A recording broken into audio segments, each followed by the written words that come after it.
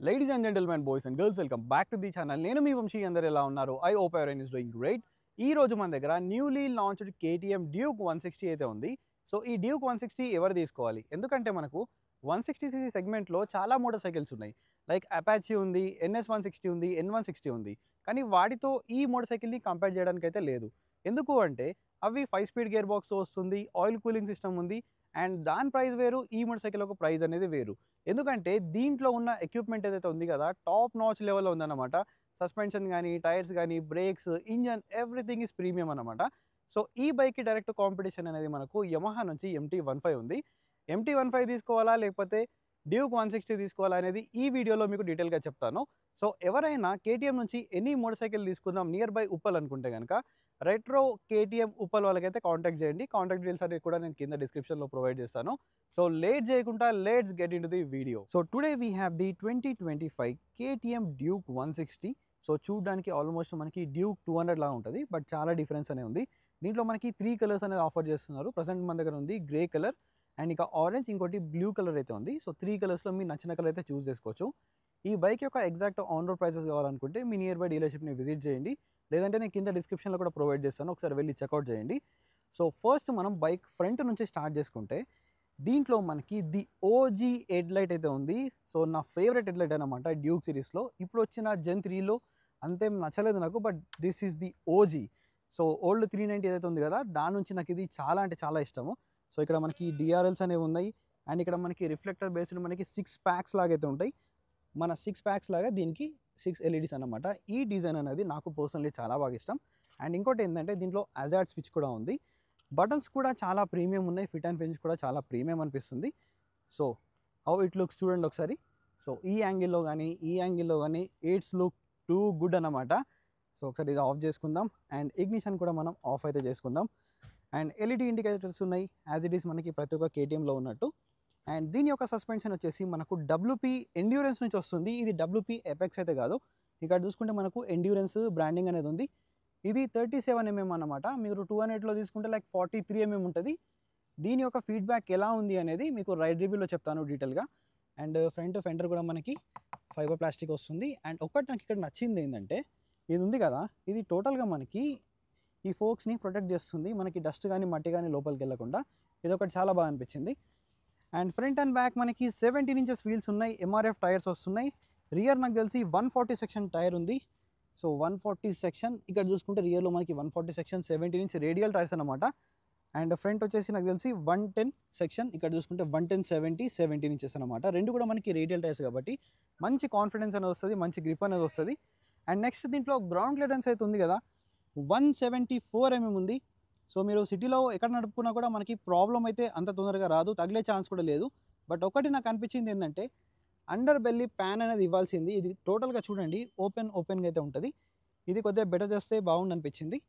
And ఇంకోటి ఏంటంటే దీంట్లో ఇంజన్ ఏదైతే ఉంది కదా, this is brand new engine, 164.2cc engine. ఇది liquid cool 4 valve SOIC, DOC కాదు. సో DOCలో ఏంటంటే మనకి కంప్రెషన్ ఇంజన్స్ ఏవైతే ఉంటాయి కదా, దాంట్లో మనకి DOC ఉంటుంది.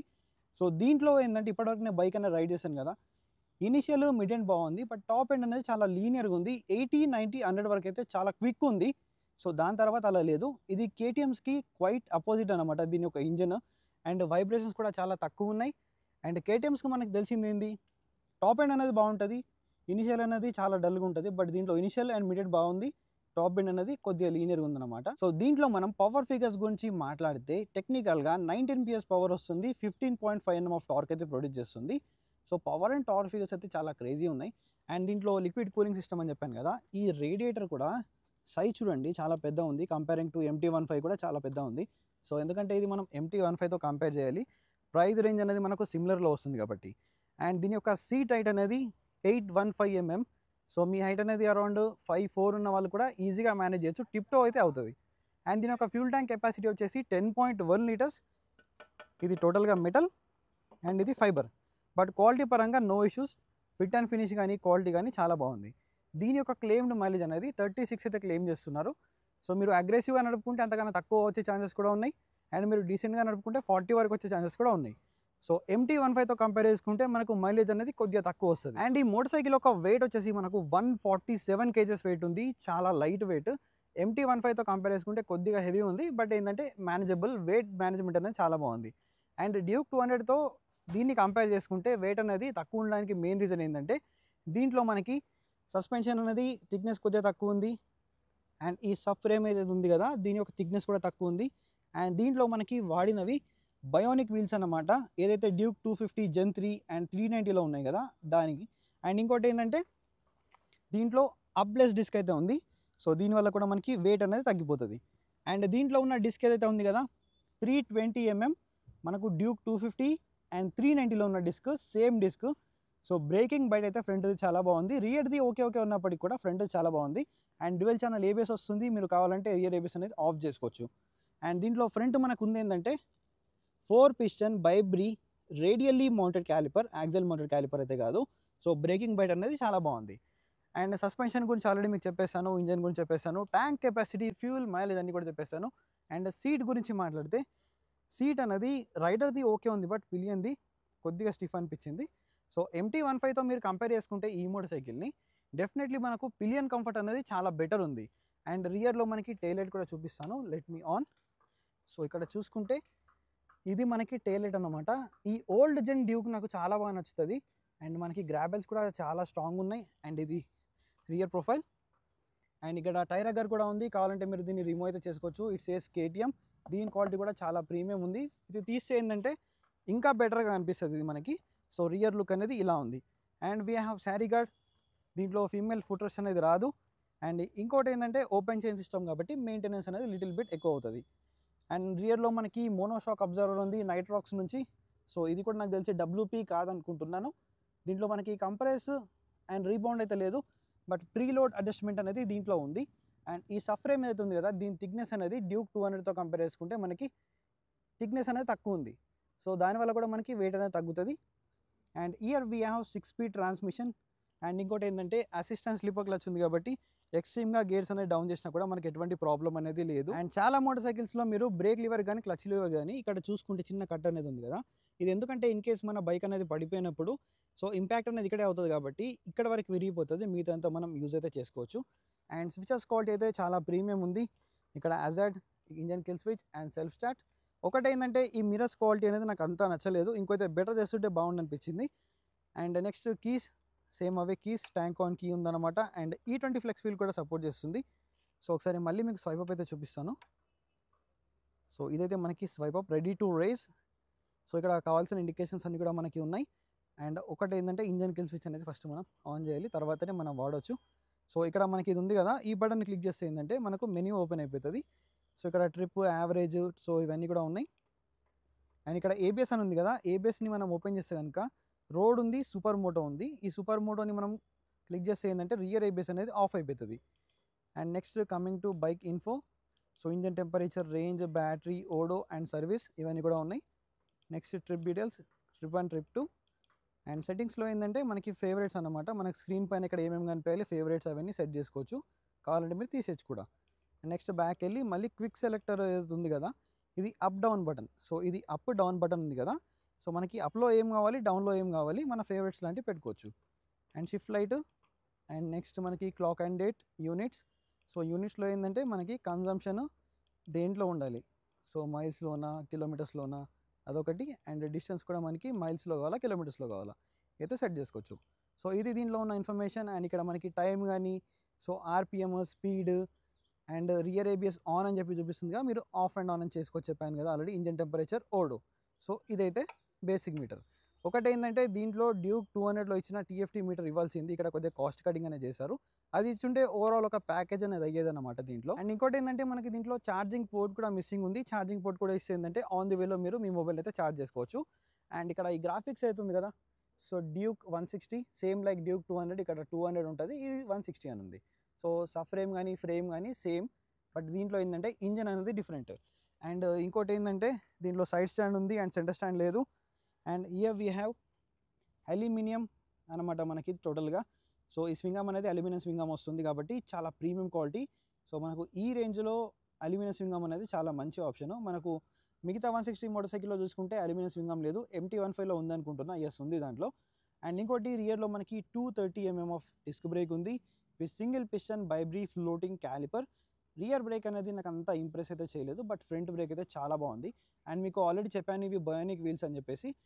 అండ్ కంపేరింగ్ టు డ్యూక్ 200 దీని యొక్క వీల్ సైజ్ అనేది ఆల్మోస్ట్ సేమ్ ఉంటుంది, బట్ ఏంటంటే వెయిట్ అనేది మనకు తక్కువ ఉంటుంది. సో ఈ బైక్ 147 కేజెస్ వెయిట్ ఉండడానికి మెయిన్ రీజన్ ఇదే. ఈ సఫ్రేమ్ కానీ, ఈ టైర్స్ కానీ, అబ్లెస్ డిస్క్ కానీ ఇవన్నీ మనకి ఏంటంటే తగ్గించి వెయిట్ అనేది తగ్గడానికి ఇవన్నీ వీలైతే చేశారనమాట. అండ్ ఇంకొకటి ఏంటంటే అండర్ బెల్లీ ఎగ్జాస్ట్ అయితే ఉంది మనకు. అండ్ ఫుట్ పెక్స్ క్వాలిటీ కూడా చాలా డీసెంట్ ఉంది, ఎటువంటి ప్రాబ్లం అయితే లేదు. అండ్ ఇంకోటి ఏంటంటే ఫుట్ పెక్స్ అనేది మనకు రియర్ సెట్ ఉంటుంది. సో కొద్దిగా మన లెగ్స్ అనేది వెనకాలకైతే ఉంటుంది. అండ్ మనం ఎప్పుడైతే ఈ మోటార్ సైకిల్ పైన కూర్చుంటాం కదా, చాలా హైట్లో కూర్చున్నట్టు ఉంటుంది. సో చాలా హైట్లో ఉన్నట్టు ఉంటుంది మోటార్ సైకిల్. అండ్ దీంట్లో ఈ ప్లేస్ అనేది ఖాళీ కనిపిస్తుంది కదా, ఎందుకు అంటే దీంట్లో డిఓఎస్సి ఇంజన్ లేదు, ఎస్ఓఎస్సి ఇంజన్ కాబట్టి single over head cam shaft. మనకి డిఓఎస్సి లేదంటే డిఓఎస్సి అంటే dual over head cam shaft. So దానికి దీనికి ఇంత డిఫరెన్స్. సో డిఓఎస్సి ఉంటే ఏంటంటే మనకి బెటర్ పర్ఫార్మెన్స్ వస్తుంది, ఇంజన్ బెటర్గా బ్రీత్ అవుతుంది. సో అది మెయిన్ డిఫరెన్స్ అనమాట. పర్ఫార్మెన్స్ అనేది high raving ఇంజన్స్లో mainly DOSC engine అనేది యూజ్ చేస్తారు. So racing KTM. అండ్ ఇది 2025 కేటీఎం డ్యూక్ 160 ఒక డీటెయిల్డ్ వాకర్ అండ్ రివ్యూ. దీని తర్వాత ఒక మంచి రైడ్ రివ్యూ చేస్తాను. ఓవరాల్గా ఈ బైక్ గురించి మీకు డీటెయిల్గా ఎక్స్ప్లెయిన్ చేస్తాను. అండ్ ఇంకోటి ఏంటంటే మనకి ఇక్కడ ఈ పిలియన్ ఫుట్ పెక్స్ ఉన్నాయి కదా, ఇవి బోల్ట్ ఆన్ ఫుట్ పెక్స్ అనమాట. మీరు కావాలంటే ఇక్కడ నుంచి ఇవి రిమూవ్ కూడా చేసుకోవచ్చు. సో ఇది కూడా మీకు ఆప్షన్ అయితే ఉంది. ఇంకా మనకి వెయిట్ అనేది తగ్గుతుంది రిమూవ్ చేసుకుంటే. అండ్ ఈ టైర్ అగర్ కూడా రిమూవ్ చేసుకుంటే మనకి వెయిట్ అనేది తగ్గిపోతుంది. బట్ పిలియన్ కూర్చున్నప్పుడు వర్షాకాలంలో అయితే సో చాలా డర్టీ అయిపోతుంది. వర్షాకాలం ఉంచుకోండి, మిగతా సీజన్స్ అయితే దీన్ని రిమూవ్ అయితే చేసుకోండి. సో ఇప్పుడు మనకి ఫైనల్ వర్డిక్ట్, డ్యూక్ 160 తీసుకోవాలా, MT-15 తీసుకోవాలా? సో MT-15 టాప్ వేరియంట్ అనేది దీంతో కంపేర్ చేసుకుంటే ఒక 4,000 to 5,000 రూపీస్ అనేది తక్కువ ఉంది. అండ్ ఫస్ట్ MT-15 ఎవరు తీసుకోవాలి అంటే మెయిన్లీ MT-15 ఫ్రంట్ లుక్ ఏదైతే ఉంది కదా, దానికి చాలామంది ఫ్యాన్స్ ఉన్నారు. అండ్ యమహా అంటేనే మనకి జాపనీస్ మోటార్ సైకిల్ కాబట్టి మచ్ మోర్ రిలయబుల్. ఇది కూడా రిలయబులే, బట్ దీంతో కంపేర్ చేసుకుంటే అది మచ్ మోర్ రిలయబుల్. అండ్ దాంట్లో ఏంటంటే VVA టెక్నాలజీ అనేది ఉంది. సో ఆ VVA ఏంటంటే మనకి 7,400 RPM దాటిన తర్వాత సో ఇంకొక మనకి క్యామ్ అనేది ఓపెన్ అవుతుంది. దాని తర్వాత ఏంటంటే మనకి పర్ఫార్మెన్స్ అనేది చాలా నెక్స్ట్ లెవెల్ వస్తుంది. MT-15లో లో ఎండ్ అనేది చాలా తక్కువ ఉంటుంది. సో టాప్ ఎండ్ అనేది చాలా ఎక్కువ ఉంటుంది. అండ్ దాని వెయిట్ లైట్ ఉంటుంది. అండ్ ఇంకోటి ఏంటంటే దీంతో కంపేర్ చేసుకుంటే మనకి మైలేజ్ అనేది ఒక 10 to 15 కిలోమీటర్స్ అనేది ఎక్కువ వచ్చే ఛాన్స్ అయితే ఉన్నాయి. సో ఇప్పుడు డ్యూక్ 160 ఎవరు తీసుకోవాలి? సో ఎవరైతే 160cc మంచి ప్రాక్టికల్ మోటార్ సైకిల్ కావాలి, కేటీఎం ఒక బ్రాండ్ వాల్యూ కావాలి, సో మాకు మంచి సస్పెన్షన్, మంచి బ్రేక్స్ అండ్ లో ఎండ్ పవర్ మెయిన్లీ సిటీ కోసమే మేము యూజ్ చేస్తాం అనుకుంటే సో మీరు 160 తీసుకోవచ్చు. లేదు మేము ఇంకొద్దిగా మనీ యాడ్ చేసుకుంటాం అనుకుంటే మాకు డ్యూక్ 200 కూడా తీసుకోవచ్చు. కానీ ప్రజెంట్ సిచ్యువేషన్లో డ్యూక్ 200తో కంపేర్ చేసుకుంటే డ్యూక్ 160 అనేది మేక్ సెన్స్ అనమాట. సో మనకు డ్యూక్ 200తో కంపేర్ చేసుకుంటే దీంట్లో చాలా నెక్స్ట్ లెవెల్ ఎక్విప్మెంట్ అనేది ఉంది. అండ్ వెయిట్ కూడా తక్కువ ఉంది, మైలేజ్ కూడా ఎక్కువ వస్తుంది. డ్యూక్ 200లో మనకి టాప్ ఎండ్ పర్ఫార్మెన్స్ ఎక్కువ వస్తుంది. దీంట్లో ఏంటంటే లో end to mid end performance అనేది ఎక్కువ వస్తుంది. సో మీకు మంచి సస్పెన్షన్, మంచి బ్రేక్స్ అండ్ మంచి వీల్స్, టైర్స్ అండ్ లో end to mid end power అనేది చాలా కావాలి, కొద్దిగా మైలేజ్ కూడా ఎక్కువ కావాలి. సిటీ కోసం యూజ్ చేసుకుంటాం అనుకుంటే యూ క్యాన్ గో ఫర్ 160 లేదంటే 200 తీసుకోవచ్చు. లేదంటే ఈ మోటార్ సైకిల్కి ఒక 10,000 to 15,000 అనేది మీరు యాడ్ చేసుకుంటే బజాజ్ నుంచి NS 400Z కూడా వస్తుంది. అక్కడ ఏంటంటే మనకు పర్ఫార్మెన్స్ అనేది ఎక్కువ వస్తుంది, అక్కడ మైలేజ్ అనేది చాలా తక్కువ వస్తుంది. సో అది డిఫరెంట్ కేటగిరీ, ఇవి డిఫరెంట్ కేటగిరీ. సో MT-15 ఎవరు తీసుకోవాలి, డ్యూక్ 160 ఎవరు తీసుకోవాలి అర్థమైంది అనుకుంటా. సో మీ యూసేజ్ ఏంటో దాన్ని బట్టి మీరు తీసుకోవచ్చు. సో నన్ను అడిగితే మాత్రం నేనైతే ప్రజెంట్ టైంలో డ్యూక్ 160 తీసుకోమని చెప్తాను ఓవర్ మనకి MT-15. ఎందుకంటే this makes more practical, city కోసం చాలా ప్రాక్టికల్, పర్ఫార్మెన్స్ బాగుంది, బ్రేక్స్ బాగున్నాయి, మెయిన్లీ లుక్స్ అండ్ మైలేజ్ అనేది కొద్దిగా కాంప్రమైజ్ అవ్వాలి. సో చూసుకోండి మీకు ఏం కావాలి దాన్ని బట్టి తీసుకోవచ్చు. సో ఎవరైనా నియర్ బై ఉప్పల్ కానీ, కొంపల్లి కానీ ఎనీ కేటీఎం మోటార్ సైకిల్ తీసుకుందాం అనుకుంటే రెట్రో కేటీఎం వాళ్ళకైతే కాంటాక్ట్ చేయండి. కాంటాక్ట్ డీటెయిల్స్ అన్ని కూడా కింద డిస్క్రిప్షన్లో ప్రొవైడ్ చేస్తాను. సో నెక్స్ట్ రైడ్ రివ్యూ వస్తుంది, రైడ్ రివ్యూలో మీకు డీటెయిల్గా అన్ని కూడా చెప్తాను. సో మళ్ళీ ఒక ఇంట్రెస్టింగ్ వీడియోతో కలుస్తాను. అంటే take care, keep loving, keep supporting. Signing off your moto boy VK.